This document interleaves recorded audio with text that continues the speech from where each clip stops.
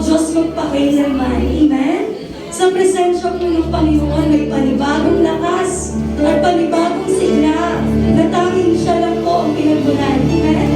Malaya po sa tulaw, sumabra, sumayaw, para sa ating Panginoon.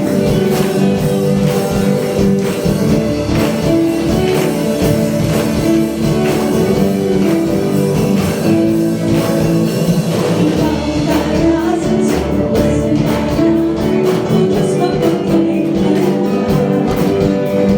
Ikaw ang Diyos sa liwan ko,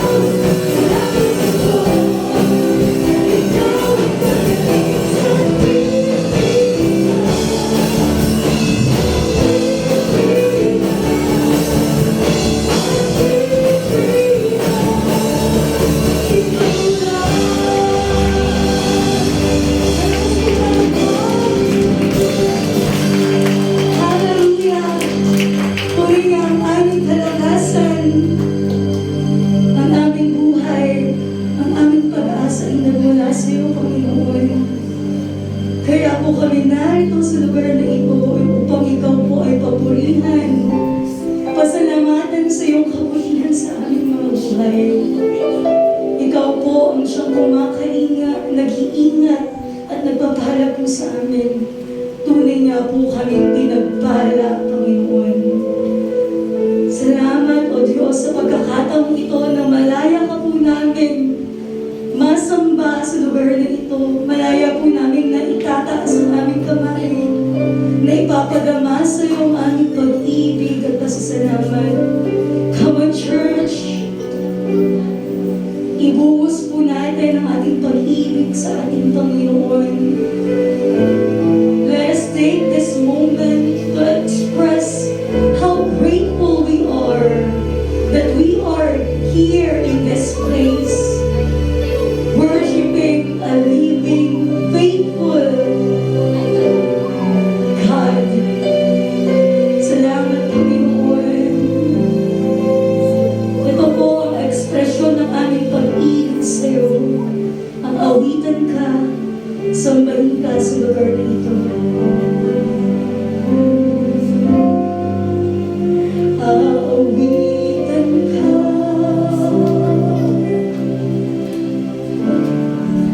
ang pinakananais ko. Sambahin ka,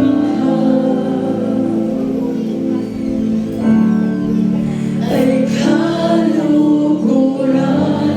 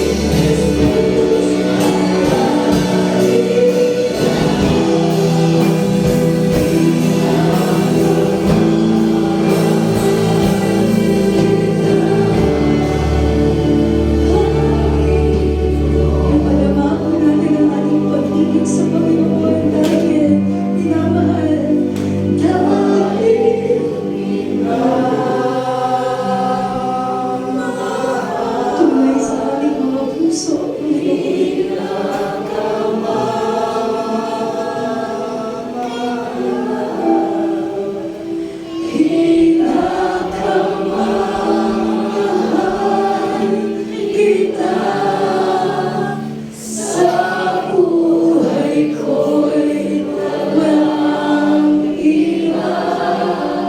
Sa puso'y nag-iisa.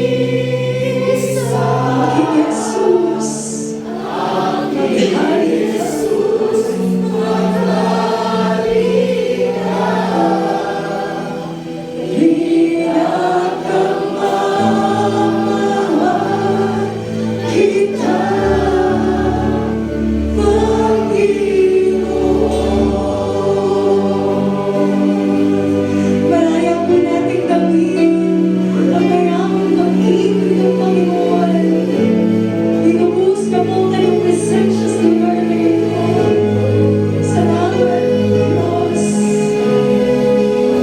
Ito po ang nais po namin. Marahan kami sa pag-ibig.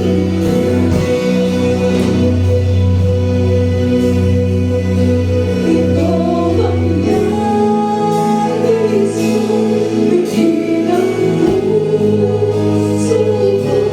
Manahan sa piling mo, magbigay lubos sa'yo.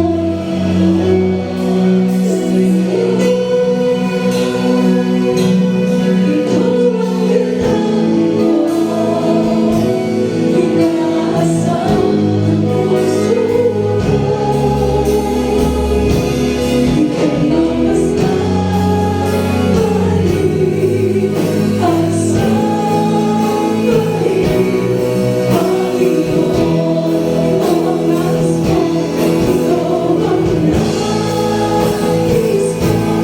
Bigyan ang puso ko, manahan sa piling mo, magbigay lubos sa'yo.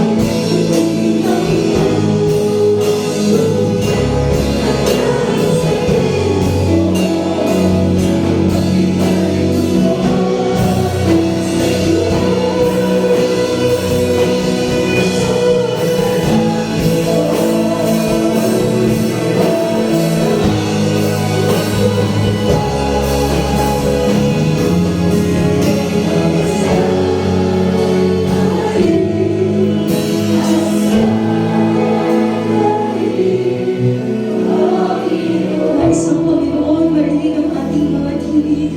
Kapit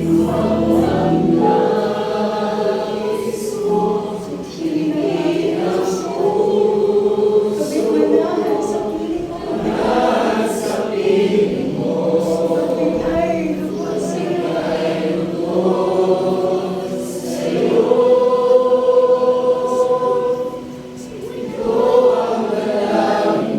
Hindi mo maaaring dalangin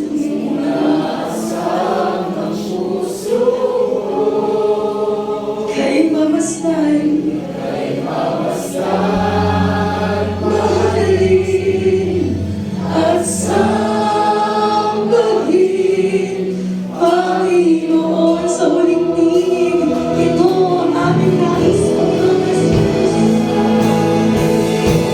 Bigyan ang puso ko, manahan sa piling mo, magbigay lubos sa'yo.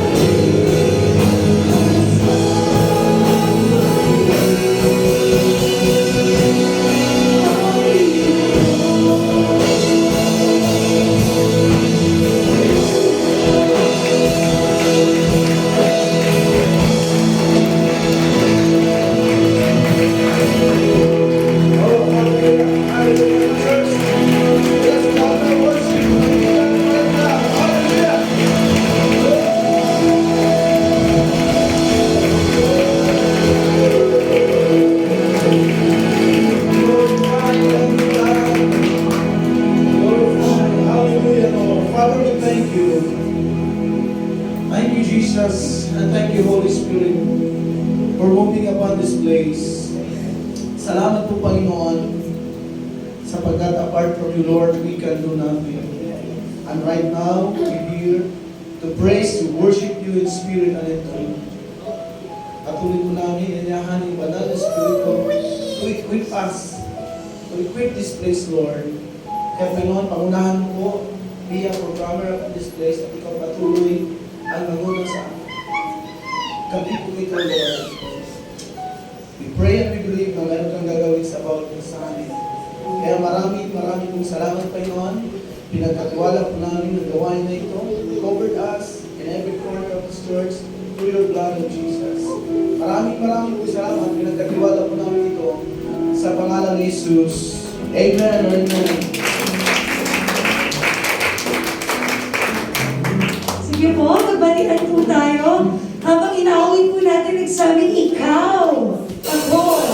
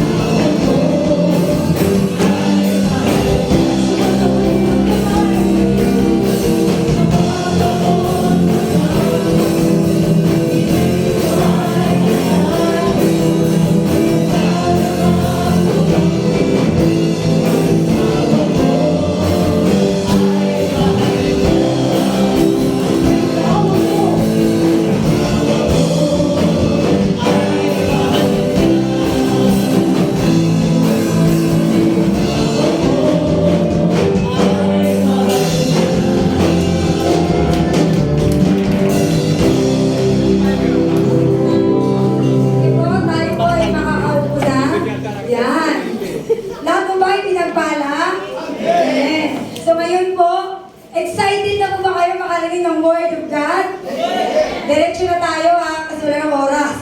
Next time na lang po yung ating mga testimony. Amen!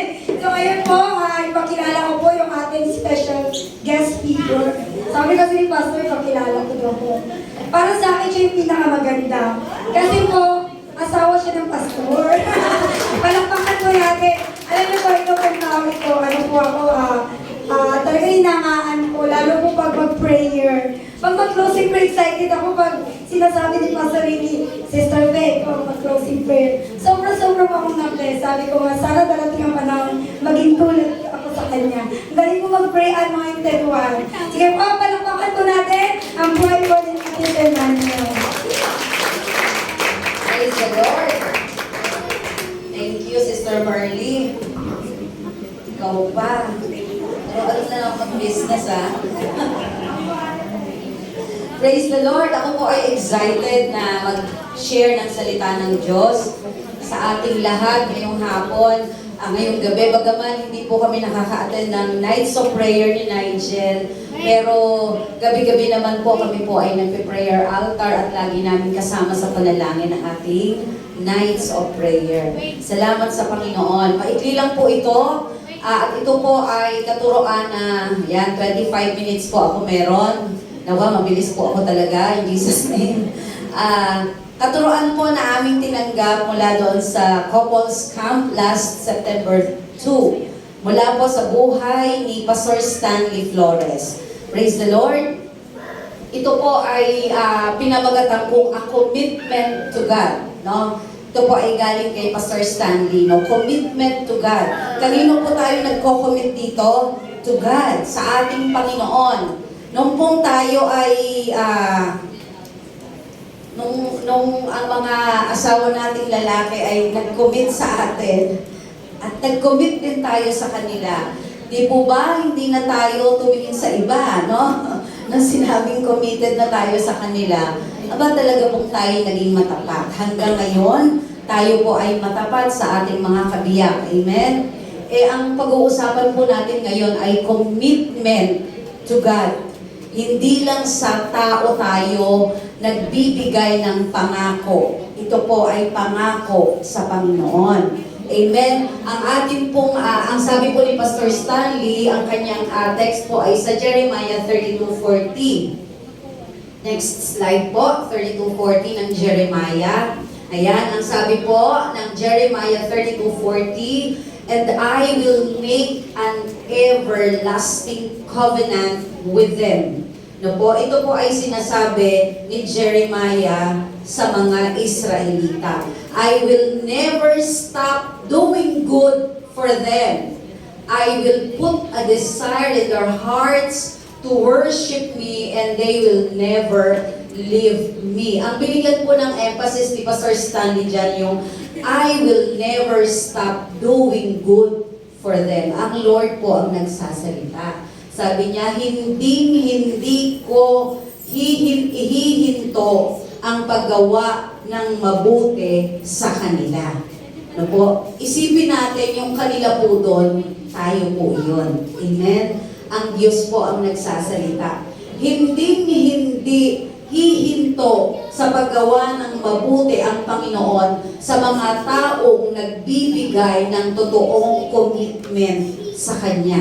Amen? Palakpakan po natin ang Lord. Amen. Ang Diyos po ba ay matapat sa Kanyang mga pangako? Amen. Ang Diyos po ba ay hindi nagsisinungaling? Amen. Kaya po kapag sinabi ng Panginoon, maniwala po tayo na believe in His words, believe to the one who promised the word, no po? Dahil ang Diyos hindi marunong magsinungaling. Totoong-totoo po ang ating Diyos. Ang sabi niya, hindi ako titigil ng paggawa ng mabuti sa inyo. Amen? Nakakatuwang isipin, oo nga, sabi ng next slide, ang sabi po dyan, next po, wala po kasi akong copy, diretso kong ginawa ang aking teaching sa PowerPoint. Sabi dyan, a commitment that is enormous. Pag sinabing enormous, naku, napakalaki. I will never stop doing good to you. Sabihin mo nga po sa katabi nyo, I will never stop doing good to you. Amen. Ang Lord po, ang sabi niya, hindi ako titigil ng paggawa ng mabuti sa iyo. At mula nang tayo po ay nakakilala sa Panginoon, hanggang ngayon, wala tayong masasabi na hindi pinabayaan ako ng Lord minsan eh. Wala po kahit paano balikan natin ang pagmamahal ng Lord sa atin, wala tayong masasabi na pinabayaan tayo ng Lord. Although marami tayong nararanasang pagsubok, pero sabi nga, ang pinakamasakit, kapag marami kang pagsubok na nararanasan at hindi mo kasama ang Diyos. Pero kapag tayo po'y dumadanas ng maraming pagsubok, hindi tayo natatakot, hindi tayo nag-aalala dahil alam natin, kasama natin ang Diyos. Amen? Palakpakan po natin ang Lord. Praise the Lord, praise the Lord. At the best clap of praise to Jesus. Amen. Ano po ang sabi ng next slide? Ang sabi po dyan, alam niyo po, nung nakikinig ako kay Pastor Stanley, ano lang po ito video na pinadala niya dahil siya po ay nasa Iloilo. No po, mula nung siya po ay nakaranas ng himala ng kagalingan, di po ba siya ay nagkasakit? Talagang akala niya hanggang doon na lang ang buhay niya, pero in-extend ng Panginoon at sila po mag-anak ay umuwi na ng Iloilo. No po, doon na uli siya ginagamit ng Panginoon. Sabi dito, If God is so much committed to us, how about us? Yan po ang tanong. Ang Diyos po sobrang committed sa atin. Amen. Sobra. Sabi ko nga nung yung ating devotion nung nakaraan no? Grabe yung devotion natin Ang Lord, sabi ko nga kami ni Nigel, nagpe-prayer altar, tinanungaan ng si Jesus, grabe. Sino ang kumutya sa Kanya? Sino ang sumampal? Sino ang tumura? Sino ang nagbigay ng sakit? Yung mga taong tinulungan niya before. Pinagaling. Ginawaan ng himala. Pero sila rin ang sumigaw ng ipako sa krus, ipako siya sa krus. Di po ba? Pero ang Lord, sobra pong committed sa buhay natin. Malungkot mang isipin na ang tao, tayo po sa ating mga asawa, nung tayo na nga po sa harap ng Diyos, sa altar, no?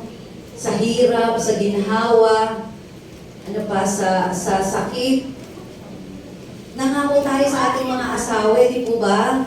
At yun ay talagang tinatayuan natin, commitment ko to Sabi nga nung nabasa ko sa isang teaching, pag sinabing commitment, hindi mo lang sasabihin, I love you. I love you, tapos na. Pag sinabi mong committed ka sa Kanya, pag sinabi mong I love you, may gagawin ka. Diba, may naliligaw, pag sinabi niyang mahal na mahal kita, anong susunod nun?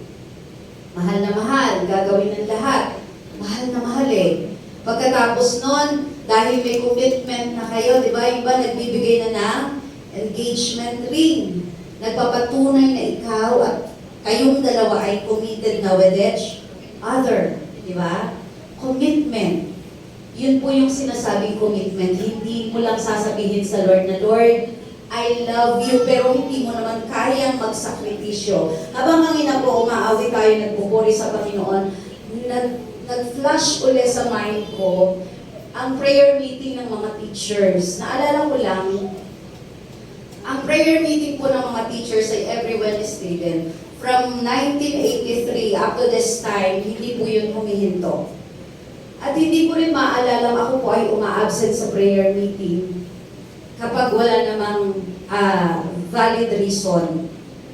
Di ba, may sakit ako, may sakit ang asawa ko, o may sakit si Nigel. Yun lang po. O kaya, kailangan namin ganito, ganyan. Pero, sa kabila ng mga ibang dahilan, wala po Hindi dahil takot kami sa admin namin, no? Magpapaliwanag ka, ba't ikaw umata ng prayer meeting? Sobrang higpit po sa amin pagdating sa prayer meeting. Hindi dahil takot kami, kundi dahil yung Wednesday po ay ikinomit na namin sa Panginoon. Tayo po every Saturday dapat committed na ang Saturday. Unless na lang na valid talaga yung reason natin. Ano po, health reason, no? Kasi sa Lord to, di naman to sa tao. Amen? At naniniwala po ako na ang mga oras na ginugugol natin sa Panginoon, yung 100% commitment natin sa Lord, di naman nasasayang yun. Amen? Hanga nga ako doon sa iba Pagkatapos ng ganito pa, tatakbo pa, may Bible study pa. Bago nag-prayer meeting, nag-Bible study pa, nag-follow up pa. Lahat naman pong yun ay hindi nalilingid sa mata ng Lord.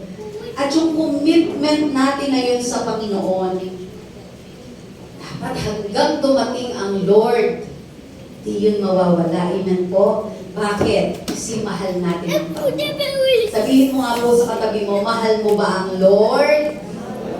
Amen. Ano po sagot? Amen? Sige nga po, pumalakpak ang lahat ng nagmamahal sa Panginoon. Praise the Lord. Kung ang Lord ay sobrang committed sa atin, ibinigay niya ang kanyang buhay para sa atin, paano naman daw po tayo? How about us? No? Ang sabi ng 1 Corinthians 9:24-27, do you not know that those who run in a race all run? Sabi, but one receives the prize. Run in such a way that you may obtain it. Ang sabi ng 1 Corinthians, hindi nyo ba alam na ang lahat ng mananakbo, lahat sila sabay-sabay tumatakbo? Totoo po yan. Lahat sabay-sabay.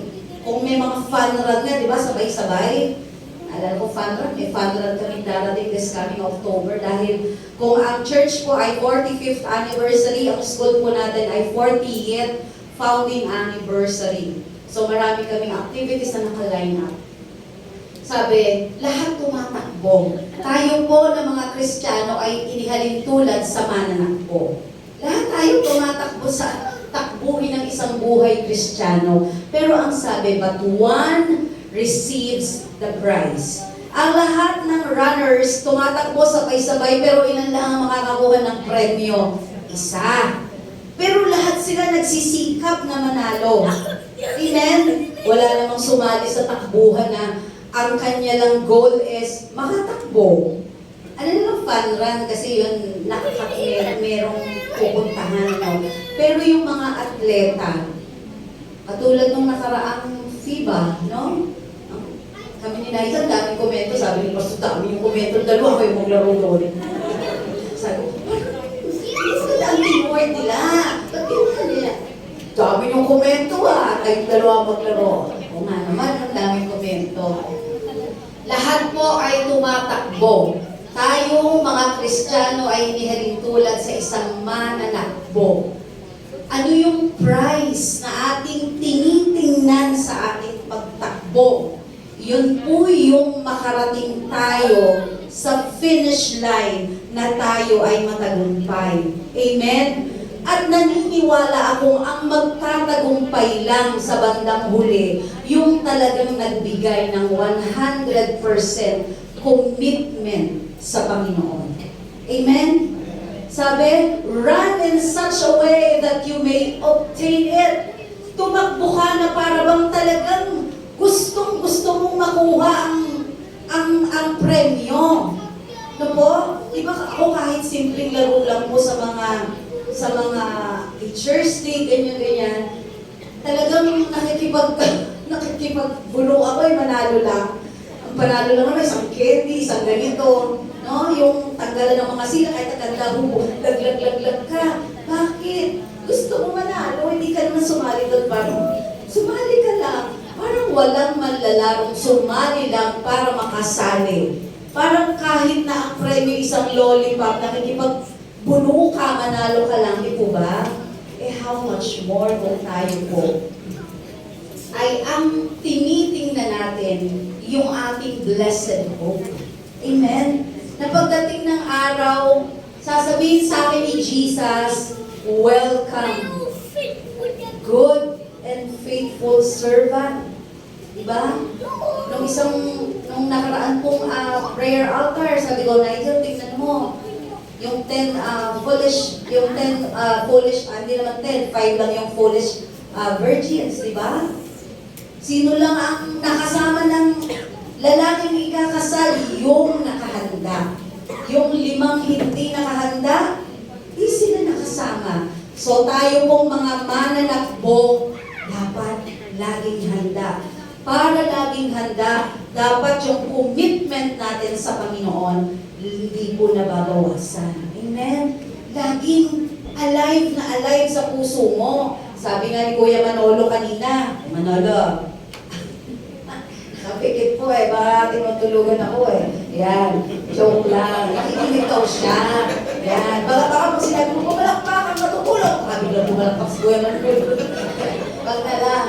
Sabi po sabi niya nga, ang buhay Kristiyano may mga spiritual struggles. Pero minsan, ang katotohanan po nun, ang kalaban naman talaga natin, sarili natin. Pag ipinaglaban mong a-attend ako, hindi ako mapipigil. No? Marami akong gagawin, wala akong, babalikan ko na lang yan. Lubot talagang ipaglalaban mo Alam mo yung palabas natin yan, ipaglalaban mo. Alin ang ipaglalaban mo, yung commitment mo sa Panginoon. No? Lord, commitment ko to every Saturday, a-attend ako ng prayer meeting. Kasi dito lumalago ako, lumalakas ako. Dito, ito ang nagiging kahandaan ko para sa kinabukasan sa aking paglilingkod sa iyo. Dahil gusto natin sa ating paglilingkod, the best ang ibibigay natin sa Panginoon. Amen? Palakpakan po natin ang Lord. Next slide po, bigyan po ito. Ang sabi po ng susunod, Verse 24 po yan, verse 25, medyo, yan. Everyone who competes in the games goes into strict training. Ayan po, ito maganda, no? Lahat ng lumalaban sa kompetisyon, kahit anong kompetisyon, saan sila dumadaan? Strict training. Yung FIBA, naku, strict talaga siguro po training. No. Sa atin, sa school, ang mga bulprisa contestants, sports, academics, cultural, grabe po ang mga trainings na pinagdadaanan nila. Why? They do it to get a crown that will not last. Sobrang training, pero anong makukuha lang nila? Isang corona na hindi naman magtatagal. But we do it to get a crown that will last. Tayo po yung commitment natin. Bakit natin strict training Pastor, dapat kailangan back to discipleship, nandito tayo. Prayer meeting, nandito tayo. Alam niyo po, ang buhay ng isang Kristiyano, ito yung mga trainings natin, no? Paano mo tinitrain ang sarili mo? Medyo nakakatamad, ang lakas ng ulan Hindi. Isipin mong atleta ka. Isipin mo, kailangan mong pagdaanan ang trainings na ito. No? Atleta tayo bilang isang Kristiyano Atleta tayo. Kailangan natin dumaan sa ganitong training. Verse 26. Ano po ang susunod na verse? Sabi dyan, so I run with purpose in every step. Lahat po tayo, karamihan dito ay workers, no? I am not just shadowing boxing, o shadow boxing. Sabi dyan ng verse 26, sa bawat pagtakbo ko, sinisigurado ko na ang bawat step ko ay may purpose. Di po ba yung mga athlete, mahigpit ang training, especially mga basketball po sa atin. Kaya po tayo, for the glory of God, ang ating pong athlete ng school ay ipinanlalaban sa buong, hindi lang buong Bulacan, regional, pambansang palaro tayo po ang naipapadala, ang mga players natin. Bakit? Sobra po ang trainings nila. Kaya naman sila'y nananalo. Ang mga trainings natin sa church, na po katulad ng pagdalo sa mga gawain, parang i-consider natin yan as trainings. Huwag natin palalagpasin. Kasi commitment natin yon sa Panginoon. Verse 27, sabi po dyan, I discipline my body like an athlete, sabi ni Pablo. Si Pablo po ang nagsasalita, training it to do what it should. Kung ano ang dapat kong pag-aralan, iyon ang ginagawa ko. Otherwise, I fear that after preaching to others, I myself might be disqualified. Yun po ang malungkot. No? Ang dami mo palang nabahaginan ng salita ng Diyos, pero bandang huli, disqualified ka. Kasi nawala na yung totoo mong commitment sa Panginoon. Ginagawa mo na lang dahil kailangan. Ginagawa mo na lang kasi, nakakahiya naman sa kay pastor pagka hindi ko nagawa ang aking assignment. So, hindi po. Sabi ni Pablo, dinidisiplina ko ang aking katawan. Pag po tinatamad-tamad tayo, sabihin mo sa sarili mo, hindi. Kailangan ko to. Mahal ko ang Panginoon. Gusto ko hanggang dumating ng Lord, ako ay on fire. Sabihin mo nga sa katabi mo, on fire ka ba ba? Ano po ang sagot? Amen! Palakpakan po natin ang Lord. Praise the Lord. Praise the Lord. Next slide po. Ang sabi dyan, ano po yung dalawang bagay, sabi ni Pastor Stanley, na kailangan natin maging committed po tayo. Una, be committed to prayer. Ang isa pong mananampalataya, napakahalaga, na tayo ay committed sa ating pananalangin. Ito po kasi ang nagbibigay ng lakas sa isang mananampalataya, panalangin. Ano po? What is prayer? Prayer is spiritual communication between man and God. Sorry, yung ganun, malaking titik po.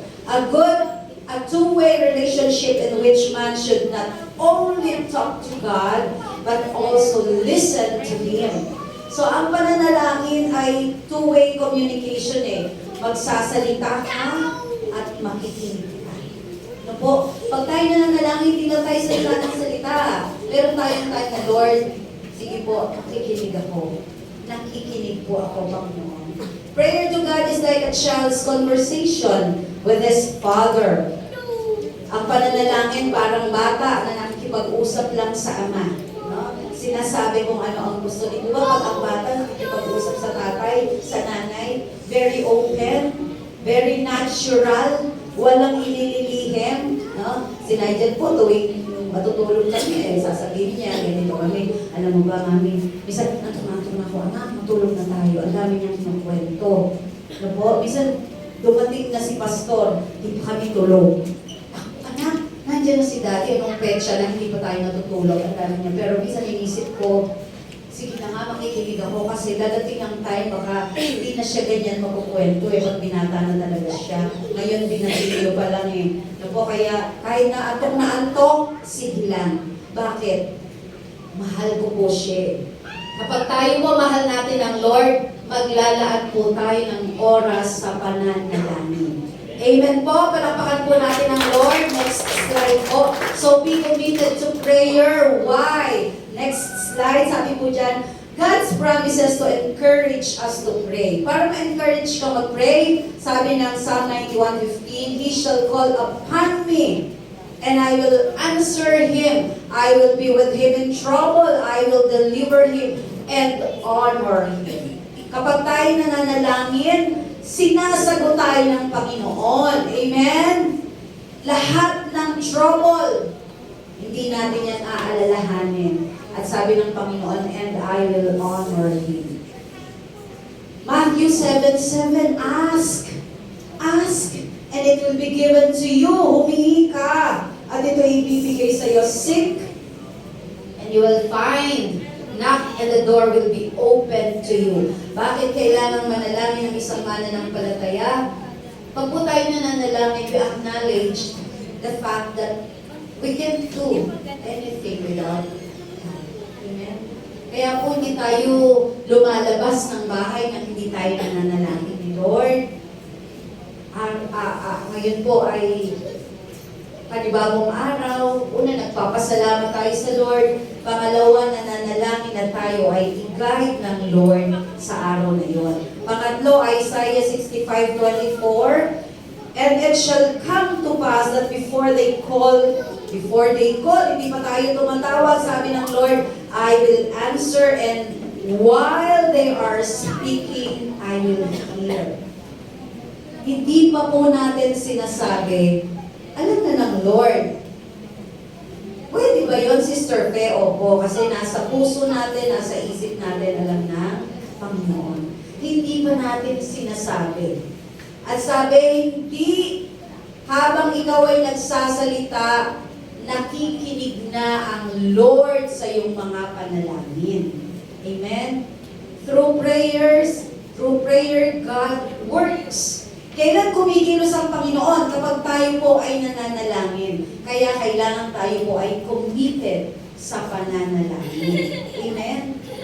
Hindi natin katatamaran ang panalangin. Pagkus sa atin ang panalangin ay kagalakan. Dahil kapag tayo nananalangin, ang kausap po natin ay ang Panginoon. Next po, tatlong slide na lang po yata ito. Praise the Lord. Pangalawa, una, be committed to prayer. Kapag po tayo ay committed sa pananalangin, mananatiling matatag ang ating buhay Kristiyano. Pangalawa, be committed to advance the kingdom of God. Galing po yan kay Pastor Stanley. And then he told them, go into the world and preach the good news to everyone. Yan po ang Great Commission natin, di ba? Ibahagi ang salita ng Diyos sa lahat ng tao. Mark 16:15. Commitment to train. Why? For what? To advance God's kingdom. Sabi tayo para mga atleta, kailangan ng strict training. Ang paggising sa umaga at pananalangin ay training. Amen? Hindi ganun kadali ang pag di ka sanay gumising ng maaga. Hindi ganun kadali, pero subukan mo lang na isang linggong tuloy-tuloy na ikaw ay gumigising ng alas 4. Sa susunod na linggo, chicken na lang sa'yo ang pagbangon ng 4 o'clock. Amen? Sanay training. Ano po? At pagka nasanay kang pagising mo, panalangin ang ginagawa mo, hindi ka na mapapakali na hanggat di ka nananalangin, hindi ka gagawa ng ano bang mga bagay. Magpe-pray mo na ako. Na-train mo na ang sarili mo eh. Para mga atleta. Nung una, yung kaklase ni Nigel, nag-training sa basketball. Eh si Nigel po, hindi siya mahilig sa basketball. Ang sakit daw ng katawan. Siyempre, yung mga legs niya, ang sasakit. Pero dahil gusto niya, tiniis niya ang sakit. After 1 week, chicken na lang sa kanya ang pagbabasketball. Ngayon po, kahit nag-iisa lang siya, shoot ng shoot doon sa court sa aming clubhouse. Sabi ko, Nigel, ba't ayaw mong sumama kay Yuan? Mami, alam mo naman ako mahilig sa basketball. So, hindi ko po siya pinipili. Iba po ang kanyang hilig. Sige, kung ayaw mo, okay lang, anak. So, kapag po tayo ay na-train ang ating mga sarili, kung ano ang dapat, no, at gusto ng Panginoon, hindi na po tayo mahihirapan. Para bang natural na sa atin ang ganitong routine ng isang Kristiyano. Amen? Maging committed daw po tayo to advance the kingdom of God. Lalo ngayon na malapit na dumating ang Panginoon. Minsan wala na ako naiisip dati, ang dami ko pang plano, ang dami ko pang mga pangarap. Gusto ko ganito, gusto ko ganun, parang, huwag na lang. Hayaan mo na, kung ano nandyan, okay na yan, Lord. Pero syempre may nangangarap din po ako magkaroon ng sasakyan, nagpipray din minsan, Lord, still believing in my heart, you will give us a car without paying any single centavo. Yun po ang panalangin ko at pananampalataya ko. Sabi ko, Lord, kung paano, bahala ka na. Hindi ko alam sino magbibigay sa amin ng sasakyan eh. Sabi ko, baka mula sa langit, pababa ang sasakyan. Hindi po, ang akin yung pananampalataya na parang bata. Bakit kaya ng Lord, amen? Walang mahirap sa Panginoon. Sabi ko, walang mahirap. Nung nakita namin si Brother Eddie nung nakaraang aming retreat, naalala niya uli ang teacher's village ng mga teachers sa JIL. Naalala niya, sabi niya, ipag-pray niyo. Kaya po ngayon, lagi ko po pinapag-pray. Kahit may bahay na kami, sabi ko, Lord, pwede namang dalawa ang bahay. Pwede pa upahan ko yung isa, at yung isa, amin. Kaya ipinapag-pray ko po. Walang mahirap sa Panginoon. Kapag po tayo ay talagang gusto natin, talagang gagawin natin. Amen? So tayo po, bakit natin kailangang disiplinahin ang ating sarili para po tayo lalong magamit ng Panginoon sa pag-share ng kanyang salita to advance the kingdom of God. Amen? Next slide po. Susunod, tila po ang susunod ay conclusion na. At ako po ay time's up na. Praise the Lord. Tama, conclusion na. Ano po ang ating conclusion? Una lang, dalawa lang yung sinye ni Pastor Stanley. Be committed to prayer. Be committed to advance the kingdom of God. Yun lang naman po ang kailangan natin sa buhay bilang isang Kristiyano eh. Wala nang iba. At kapag nagawa natin yan, wala na.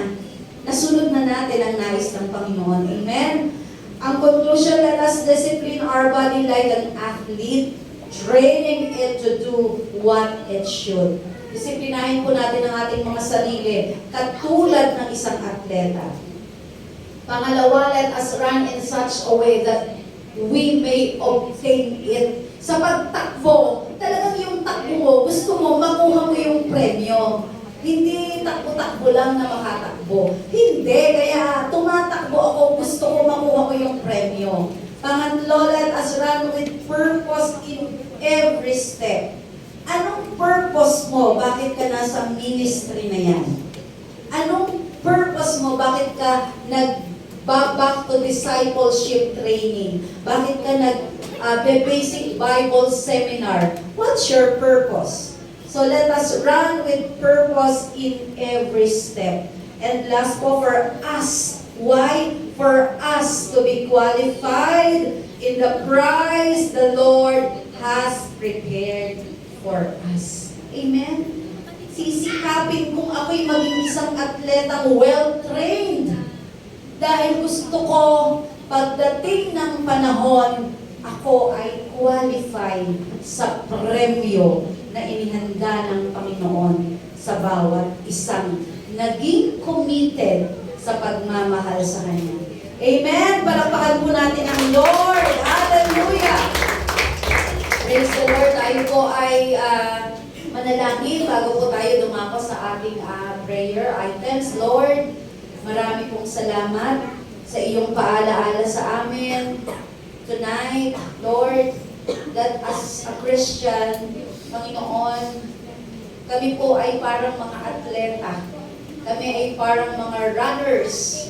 As Christians, Lord, tumatakbo kami. Pero may purpose ang aming pagtakbo, Panginoon. Nag-undergo kami ng strict training. Dahil gusto namin, Lord, in the end, kami po ay makakasama mo dyan sa iyong kaharian. Tulungan mo po ang bawat isang manggagawa, bawat isang dumadalo sa JIL Malibay, Marikaban, Panginoon, na kaming lahat ay makasunod sa iyong nais. Maging committed kami sa pananalangin dahil napakarami po namin dapat ipanalangin. Maging committed kami, Panginoon, to advance your kingdom dahil napakarami pong taong hindi nakakakilala sa iyo. Lord, ilagay mo sa aming puso ang passion, ang compassion to those who are still, Lord, still lost, Panginoon. Tulungan niyo po kaming at this last days, so God, maibigay po namin ang tunay at dapat, Panginoon, na commitment in prayer, commitment, Lord, to advance your kingdom. Hindi po namin kaya, Panginoon, pero with your help, with the help of your Holy Spirit, Lord, tulungan niyo po kami, lagi kami maging Spirit-filled Christian para po nga ibigay namin ang tamang paglilingkod sa iyo, tamang pagmamahal sa iyo, tamang pagsunod sa iyo dahil ito po ang iyong kalooban. Maraming pong salamat sa iyo po, Panginoon. Ipinagkakatiwala namin ang aming mga buhay. Tulungan mo po kami sa aming pagtakbo. Lord, tumakbo kami. Ang nais namin, Panginoon, ay marating ang finish line victoriously, successfully. This is our prayer in the name of Jesus. Amen and amen.